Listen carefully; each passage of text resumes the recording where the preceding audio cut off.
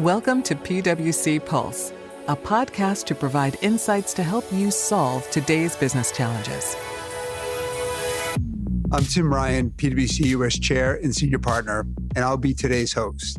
A year ago this week, PwC launched its new global strategy, The New Equation, which fundamentally reimagined our business to help our clients build trust and deliver sustained outcomes. We launched The New Equation because of two fundamental and urgent realities. First, the world is changing at an unimaginable pace, and no entity is immune to disruption. Second, trust is the underpinning of everything we do and everything our society is built upon. As part of that, we created the PwC Trust Leadership Institute to convene a diverse community of executives to explore this evolving world, navigate the complexities, and embrace the opportunities. And our goal as a firm is to help business leaders make bigger, better decisions as we help advance our society together.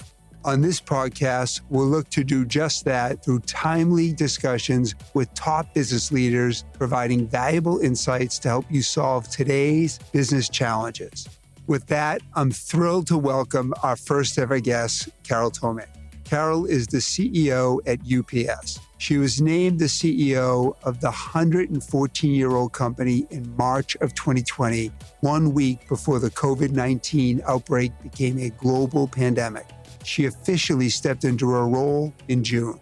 Over the last 2 years, she's led the organization not only in accelerating essential fulfillment services throughout the crisis, but also in rethinking its services and corporate purpose to build accountability and transparency and trust as they prepare for the future. Carol, thank you so much for being here today. It is great to see you, and we're really happy to have you today. We're going to talk about some of the issues you're leading at UPS. As you look into the year ahead, we'll talk about issues like trust, talent, transition, and a number of other factors. But before we do that, maybe we'll do a couple of questions just to get to know you better for our audience. So if you're okay, I'll jump into those questions. Of course. It's great to be with you, Tim. Thank you, Carol. So Carol, the first one is, what is your favorite city in the world to visit? And I have a bet I know the answer on this one. Well, I might surprise you. I could say my hometown of Jackson, Wyoming, but actually... That's what I would have said. Well, my favorite city to visit as a tourist is Vancouver, Canada. It is so beautiful there. Well, that's great. You surprised me, but I still would plug for Jackson, but Vancouver's great. What book would you recommend to our audience? I just finished The Digital Matrix by Venkat Venkatraman. It is fantastic. That's great. And then what's your walk-up song? I think it would be This One's for the Girls by Love it. McBride. And then last one, Carol, who is your inspiration? Oh, gosh, Tim, I'm inspired every day by our over 500,000 UPSers. That is amazing, Carol. And as your leader, I know they also look up to you. And I'm going to use that to pivot now to get into one of the first topics I was hoping that we could cover. And that is trust. So as you shared during the pandemic, it was transformative for you and for UPS. You navigated providing an essential service, and what you were doing was very clear, but why wasn't so clear. How did COVID help you and UPS crystallize your purpose and in turn help build trust with your people and your customers? Well, Tim, I love talking about trust and I love talking about purpose. When the pandemic hit in the spring of 2020, it was chaotic here. We knew we were essential employees. We had to deliver goods to everyone who was sheltering in place. But we didn't have what it took to do it safely. We didn't have the PPE that was necessary to ensure the safety of our UPSers. So it was a mad dash to get the masks and the gloves and all the protective gear we needed to have to keep our people safe. But we did that because we realized we were essential and we were delivering an unprecedented number of packages every day to customers around the globe in over 220 countries and territories. So we knew what we were doing, but we hadn't declared our why. And to me, it was really important in this time of unprecedented challenges to declare our why. So we put together a cross-functional team of UPSers and we said, this is your mission. Determine our why. And they did a masterful job of interviewing other UPSers. They interviewed retirees. They interviewed our customers, our suppliers, the communities in which we operate. And I'll share it with you. Here it is. Moving our world forward by delivering what matters. I just love that because it encapsulates who we are. It's not just about moving goods, but doing good too. And it was a real rallying cry for our people because while many people were at home sheltering in place or working from home, our UPSers got up every day, put on their uniforms, they drove packages, and they flew planes around the world. So understanding the purpose was really important to them and to our customers. Carol, that is amazing to see in such challenging times, that purpose bubbling up. And I love the engagement that you had with your different stakeholders to get that. Now, maybe a related topic as we get to trust. Many CEOs, boards, executives, they believe that trust builds from the ground up. As we survey people in our different surveys at PwC, what we've found is customers and employees may disagree, and they believe it starts at the top down. Maybe your perspective, both as a CEO and board member, how do you think the role of the CEO and board plays in building trust? I think we have a critical role in building trust. In today's world where there's a lack of trust and confidence in our elected officials, our stakeholders are turning to companies and looking for us to instill that trust, that sense of confidence that things are going to be okay. So we believe we have a responsibility there. And we take it so seriously that we establish goals to deliver our strategic initiatives. We measure ourselves against those goals and then we report on them so that we are authentic and transparent and not afraid to share bad news at the same time we're sharing good news to build that trust in us. Because when you have an army of people like our 500,000 plus UPSers, we can actually deliver upon the trust promise that we make. But it starts at the board. Carol, one of the things that I think our listeners would find amazing, UPS is an amazing company, complex, large, global. Most people don't realize that you operate one of the world's largest airlines, and you also operate the world's largest fleet of alternative powered vehicles. Sustainability is a cornerstone to who you are, what you're doing in your strategy and future success. You've set a goal of achieving carbon neutrality by 2050. How do you see this commitment play into building trust with your different stakeholders? We're just not making commitments for the sake of making commitments. We're putting our money and our resources behind the commitments that we've made. So while we said we would reach carbon neutrality by 2050, we've set milestones along the way. I can share one of those with you. By 2025, 40% of our ground operations will be powered by some sort of an alternate fuel. As you mentioned, we already do that today. We have a rolling laboratory of over 13,000 vehicles that are powered by some sort of an alternate fuel. And get this, Tim, we started to electrify our vehicles back in the 1930s. Now, that wasn't sustainable, but it's something we've always experimented with. For example, we're taking 10,000 electric vehicles from a company in the UK starting this year. So that's one of the measurable goals. Another of the measurable goals is to power all of our buildings by renewable energy. We want to have 25% of our buildings powered by renewable energy by 25. We're well down the path there. In fact, we have 2 data centers that power all of our computing activities around the world. Those 2 data centers are powered by renewable energy. To put that into perspective, that's enough energy to light up 5,000 homes. So we're not just making statements, we're acting against those statements. And I think that's how you build trust. Now, UPS, like PwC, is also making big investments in its people to stay competitive and its talent.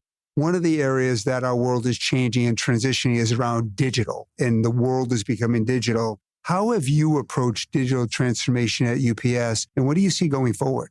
You know, it's really interesting when you unpack the workforce of UPS because the majority of our workers are actually sorting and delivering packages. And we have a number of individuals who are flying planes around the world. In those instances, we use technology to simplify the experience and to drive productivity. So inside of our buildings, we're introducing robotics and automation in ways that we never have before.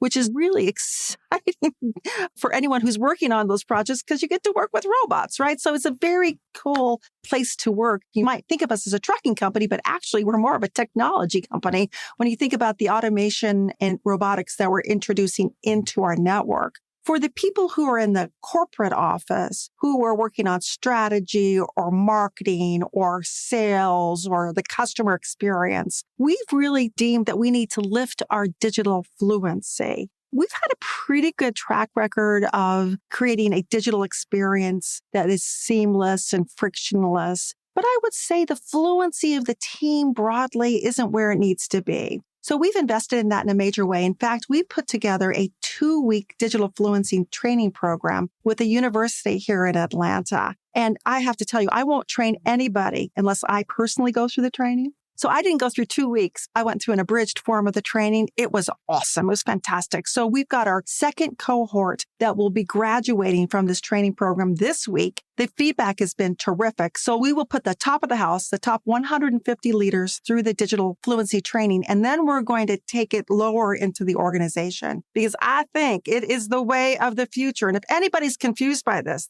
the train's already left the station. The world is being consumed by the Internet of Things, and everyone needs to think about a simple and frictionless experience for their customer. Carol, I love that. I love the tone at the top of you and the top 150 taking that training and embracing it and then using it as a way to say, we did it and we're at different points in our careers. We can do it. At PwC, we've been on a multi-year journey and I was excited to earn my digital acumen badge, my human-centered design badge, and nothing beats than experiencing yourself. And it then gives us the ability to inspire other people within our organization to do it as well. What I love about it is we're also raising the skills of our employees that make them more relevant, more confident in a world that's changing fast, but we give them security that we're investing in them. So thank you for that leadership. Yeah, I'm happy to do that. I think it's so important for our people, isn't it? You know, those folks that are moving packages inside of our buildings? I'm like, come on, we've got an IT university. If you have a propensity to code, I'll teach you how to code. I need a lot of coders here. And I taught myself how to code in Python. It's just a language. We can teach you how to code. We can give you a different opportunity to grow your career other than just moving packages around. I love it, Carol. And it is a perfect pivot to the last topic. So we talked about trust. We talked about the transitions happening in our world. And it gets to something that I know you're very passionate about, which is talent. The world is changing. We have more jobs than we have employees in many cases or people to fill opportunities out there. Talent's hugely important to you. You've often said that you're a people-led organization. What does that mean to you when you say people-led? How does that come out at UPS? So in a couple of different ways. I was very fortunate to spend the majority of my career at the Home Depot, where I started working for the founders of that company, Bernie Marcus and Arthur Blank. And they taught me the importance of the inverted pyramid management construct, where the leaders are at the bottom of the pyramid and the workers, the people of the company, are at the top of the pyramid. The leaders are at the bottom of the pyramid because we bear the weight for the actions that we take and the decisions that we make. We bear that weight to free our people up to grow their careers. So for me, people-led is about being a servant leader, putting the people and their needs in front of mine and certainly the leadership team. It's also about creating an environment where you want to be. This is the best place to work. And that, the likelihood to recommend would be at a record high level. I have to tell you the truth, Tim. When I started here a couple of years ago, our likelihood to recommend was only 51%. I was not happy with that. I'm like, no. That is not what I want to stand for. And we set a goal of 80%. We are not there, but we've moved the needle in a big way. Our likelihood to recommend now stands at 61%. So we've got a ways to go, but we are committed to creating this place to be the best place to work, a place where you can reach your highest potential, whatever that may be. You may remember that I was retired for a little bit before I came back to work and took this amazing opportunity. And one of the reasons I came out of retirement is I love to develop people. I love it. It just brings joy. And so to me, people-led is serving them, investing in them, and helping them reach their highest potential, whatever it may be. Carol, the idea that you learned at Home Depot in that amazing organization that you brought to UPS, employees first, creating an environment where they can be successful, they can realize their full potential. That's novel thinking, but I think, would you say that's necessary thinking in the days going forward, in the years going forward? Well, maybe I'm biased, but I can't imagine it being any other way. Yeah. There's Yeah. a war on talent right now. And if we want the best and brightest working for us, and we do, we have to think about our people first. I couldn't agree more.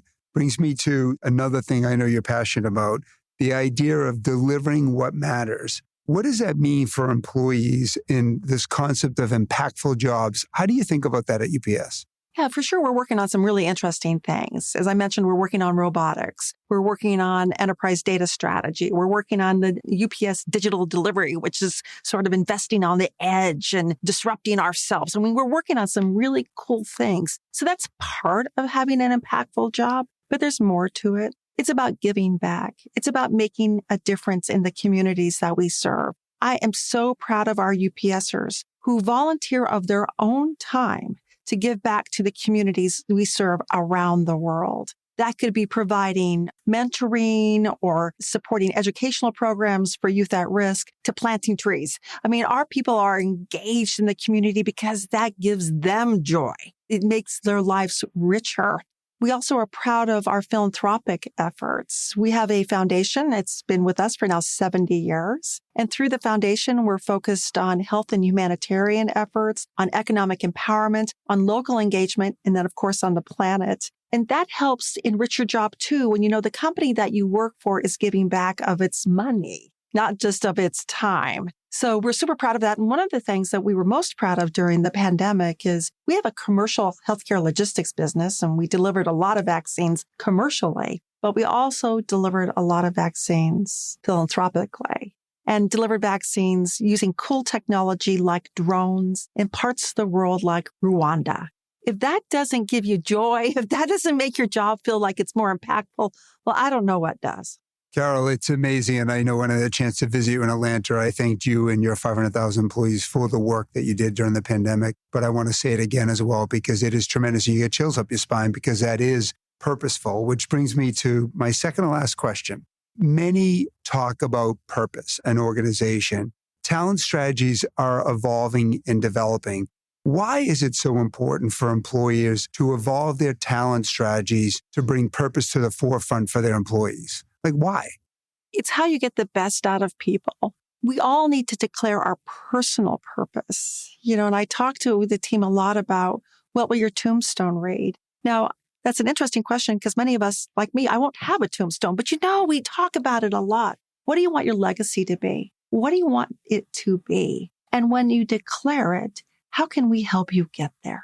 And legacy will be different for each of us. It will. Our DNA is unique, so our legacy will be unique. But declare it and then let us help you get there. And we can do that through our philanthropic arms. We can do that through educational assistance. We can do that through rotational assignments. The one thing at UPS is you can have a lot of different careers here at UPS, just given the scale and scope of our business. So purpose is really important for personal development and satisfaction. There's too much mental anguish in the world. We all know this, right? And it's been exacerbated over the past couple of years. But if you land on purpose, you can work through that. So it's funny. I like to think of it as not as a tombstone, but your retirement party. And one CEO said to me, Tim, at our retirement parties, we don't talk about percentage increase in sales or gains in market share. What we talked about is how we made people feel, how we helped other people rise up, realize their full potential. And I think that's what you're talking about. It is what I'm talking about. And, I've been really self-reflective on this over the past couple of years and have actually landed on a new purpose for me.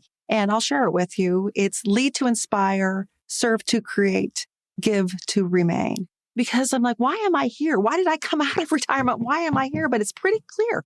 I'm here to inspire our people.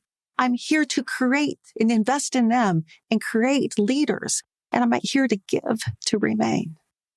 Carol, I cannot think of a better piece of advice than what you just shared. And thank you for sharing that. I'll come to my last question now. You have had an incredibly impactful career at Home Depot and now at UPS, arguably in the most important time in the company's history and the ability to impact the world. When you look at the next year, what are you most excited about for UPS going forward in the next year? Yeah, so we are looking at the company legacy. What do we want to leave behind as the company legacy? And it, of course, starts with purpose and then performance. I'm a big believer in delivering on the commitments we make, the financial commitments we make. And so far, we've done so good on that. It's all about people and people development and then platforms. And platforms is laying out the rails for the future. Some of those rails will reach the train station sooner than later. Some will be long in coming. For example, carbon neutrality, we won't reach that until 2050. So I'm excited about leaning into these rails to lay out the tracks for the future. One of those is what we're calling UPS digital delivery, which is from click to doorstep. We are investing in the creation of a digital platform that's going to transform the logistic industry. I'm super excited about what that's going to mean for the future in terms of experiences for our customer and value created for our share owners. I'm also super excited about what we're doing with healthcare logistics. We will be a $10 billion healthcare logistics company next year on our way to $20 billion. It's so exciting to think about the power of cold chain logistics. Nobody's better than we are than that. So that's going to be a real leg of growth for us. And it's fun to work for a company that's growing. It's great to work for a company with purpose and doing good, but you like to grow too. And we like to win. We love to win in the marketplace, and we've been winning a lot. So I'm excited about the opportunity to continue to win in the next year. Carol, what's exciting about growth is when a company is growing, it's creating advancement opportunities, promotion opportunities, career opportunities to develop. And I thank you for that focus because it really drives a great experience for the employees. You've been great with your time. We talked about trust, and I want to thank you for the courage to be trustworthy and transparent. You said something earlier, which is when we don't get it right, when we make a mistake, we talk about it, and that takes courage. It's easy to talk about trust. It's a lot harder to do it. Thank you for that. Also, it takes courage to be a company in transition, going to a healthcare company, going to a digital company, and we talked about the importance of transition. And lastly, your passion for talent. Thank you for the focus on talent and people, because they make organizations like UPS go. It's really great to have you. Thank you so much for being here and investing your time. Well, it was my pleasure, Tim. Thank you for the conversation. Yeah. Thank you, Carol. And to our listeners, thank you for tuning in to this inaugural episode. We hope that this was helpful for you as you build your own strategies around trust, talent, and much more. Please visit pwc.com for even more information on these topics, as well as PwC's Tomorrow Takes Trust commitment. We look forward to you joining us again soon. Please take care. Thank you for joining us on the PwC Pulse podcast. Subscribe to PwC Pulse wherever you listen to your podcasts, or visit pwc.com/Pulse podcast to hear our next episodes. This podcast is brought to you by PwC, all rights reserved. PwC refers to the U.S. member firm or one of its subsidiaries or affiliates and may sometimes refer to the PwC network. Each member firm is a separate legal entity. Please see www.pwc.com/structure for further details. This podcast is for general information purposes only and should not be used as a substitute for consultation with professional advisors.